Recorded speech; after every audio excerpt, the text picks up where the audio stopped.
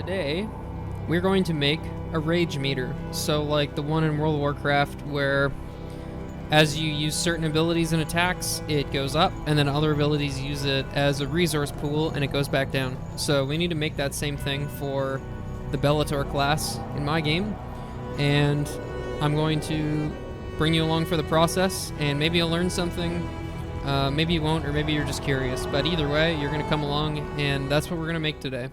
All we're looking at is a stamina bar, and it's basically just a background and a fill color, and it's controlled by this slider, which has a value. Okay, so this is the idea. When you use stamina, it goes down like this, and then it recharges over time. So what we want is the exact opposite for the rage bar. So we actually want the rage bar to fill, we want it to start empty. We want it to fill going up. When you use it, you know, it uses it like that.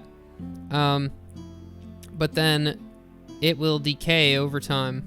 So you have to use abilities to build up your rage, and then you can use it like that.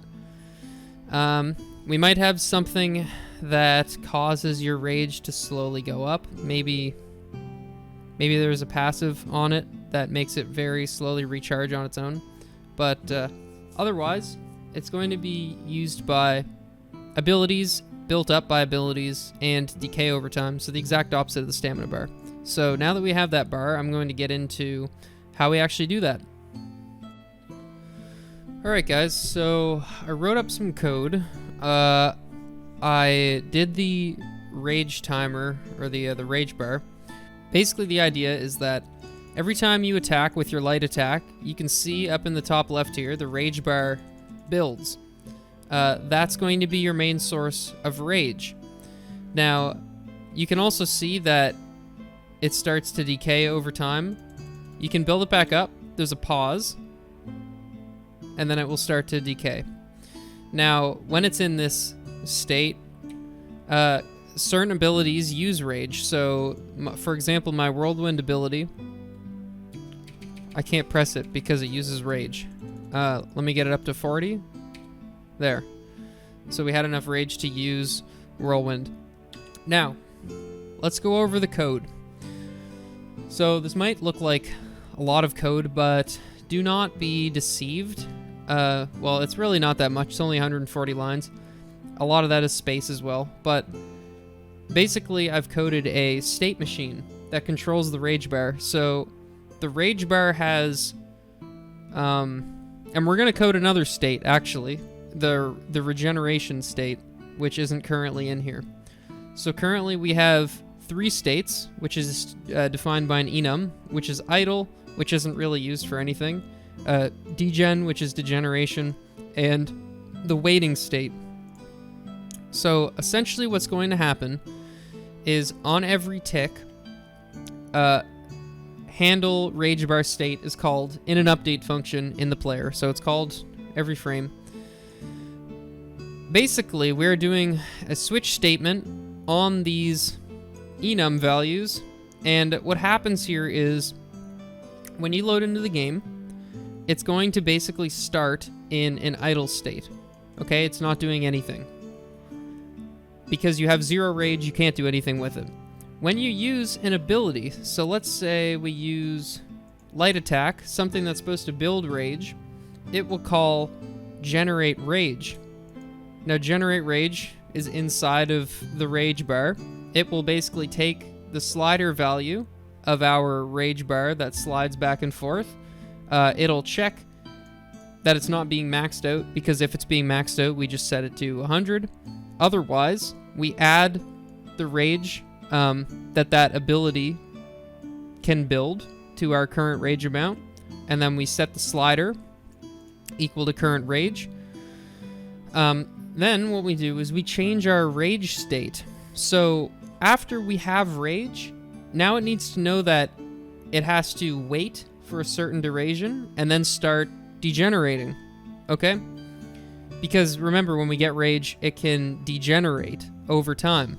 So the idea is we set the timer for the delay here. So the timer is basically the state where You've just generated rage for yourself, and you want it to wait 3 seconds before it starts to degenerate over time. So it will basically hold the amount of rage you have when you don't do anything for 3 seconds.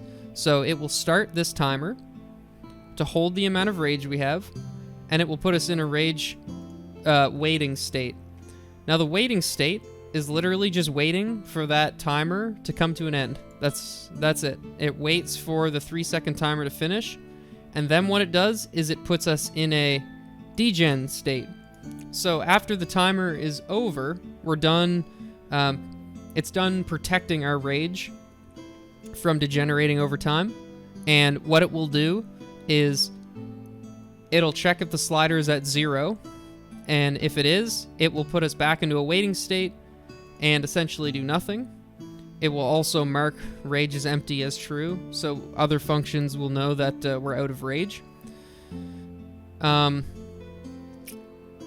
Otherwise, it will slowly start degenerating rage that is defined by this rate here. So every tick, it will minus equals the slider value divided by degeneration rate.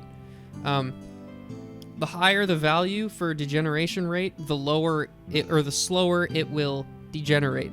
So I currently have it set at 1500. And yeah, I mean, that's basically it. I have some other functions here like use rage, which of course when you use an ability that uses rage, it will check if we have rage, and then it will use it, subtract it from our current amount. You know, the basic stuff. We have a check rage to see if we have enough rage to use an ability. That's important. And I believe we use that in all of these. Let's see. Yeah, right here. So in each of these abilities, we have, you know, a stamina check to make sure we have enough stamina. We have an interaction check to make sure we're not interacting with something else. We have a cooldown check to make sure the cooldown's not running, and we have added the check rage. So if the rage check comes back as false, then we can't use the ability.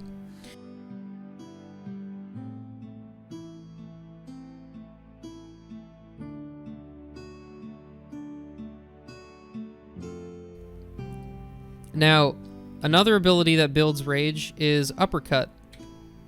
So it builds 25 rage, and it's on a 7-second cooldown. The idea is that uppercut does not do very much damage.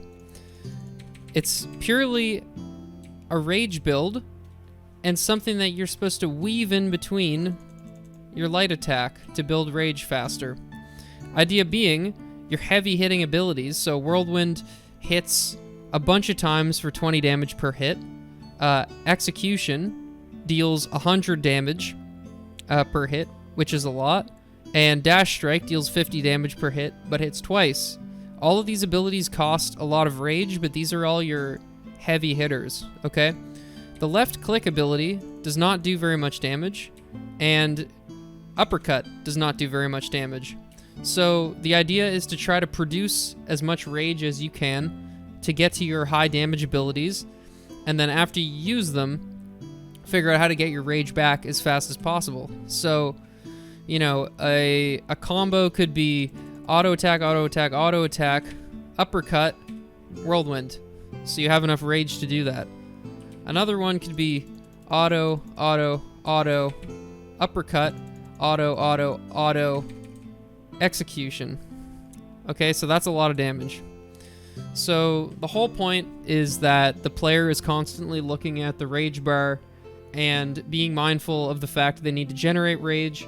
They need to weave in their uppercuts, which is 25 rage, which is really good, and sort of decide how they want to spend their rage, because once they spend it, it goes back down, and then they have to generate it back up. I want people to be always busy on this class, looking at their rage, figuring out what they need to do to get the most damage out, things like that. Alright guys, so if you liked this video, let me know. I hope that you were able to follow along and kind of get an idea of how a rage bar is done. If you have any questions, please feel free to let me know. And also you can join our Discord, which I'll link in the description. If you have any questions about coding your own game or want to ask me things about anything you see me do, I'd be more than happy to explain what I'm doing and how I'm doing it.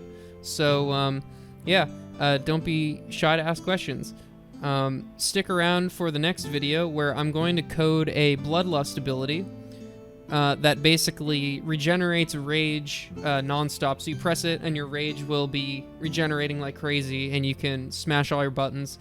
And I have some ideas for some interesting interactions that we're going to do with those. So don't forget to subscribe to the YouTube channel and wishlist the game on Steam, and also follow our Twitter for regular gameplay updates. Alright, I will see you in the next one, and thanks for watching. Peace.